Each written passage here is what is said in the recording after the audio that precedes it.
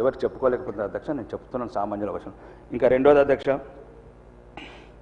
ఈ స్కూల్స్లో శ్రీధర్ బాబు గారు నోటు చేసుకున్నారు అధ్యక్ష. ఎన్నిసార్లు నోటు చేసుకున్నారు అర్థమవుతుంది. ప్రతి ఒక్కరు నోటు చేసుకున్నారు. 2 సంవత్సరాల నుంచి నోట్ అయింది. ఆ నోట్ ఎక్కడ ఉందో తెలుస్తుంది, మాకేం అర్థలేదు.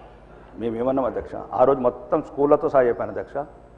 నేను విద్య గురించి మాట్లాడుతున్నాను అధ్యక్ష. 125 స్కూళ్ళలో ఎటువంటి మౌలిక వసతులు అధ్యక్ష. మళ్ళా మన కమటం అనే ఊరుకోతే 10th క్లాస్ చదివే అమ్మాయిలు అధ్యక్ష. ప్రిన్సిపల్ వచ్చి చెప్తున్నది ఆ టీచర్ హెడ్ మాస్టరు, బాత్రూమ్ లేదు సార్ ఏదైనా చేయండి. ఎక్కడికి వెళ్ళి చేస్తాం సార్? ఎవరికి చెప్పాలా? ఏమని చెప్పాలా?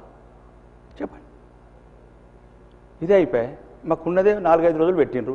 ఇక 2 సార్లు మాట్లాడాలి. మళ్ళీ మీరు దొరకరు లేనరు.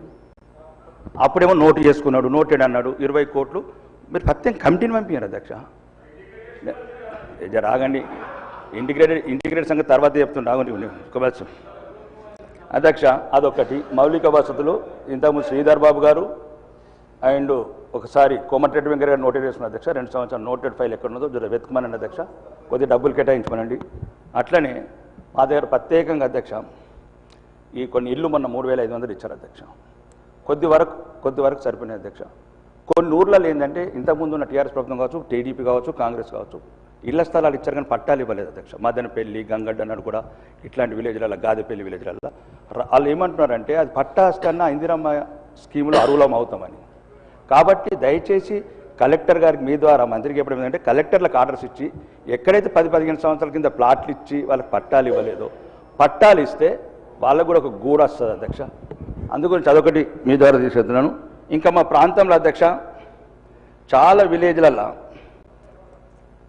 ఈ రైతాంగం ఎక్కువ ఆధారపడినది అధ్యక్ష. సామూహిక కల్లాలు రైతులకు.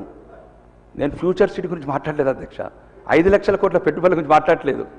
రైతులు కల్లాలు. మీరు ఇట్లా మాట్లాడే అసెంబ్లీలో ఇంకా సామాన్యుడి గొంతు సమస్య. నేను ఏం మాట్లాడుతున్నా అధ్యక్ష, 15 సంవత్సరాలు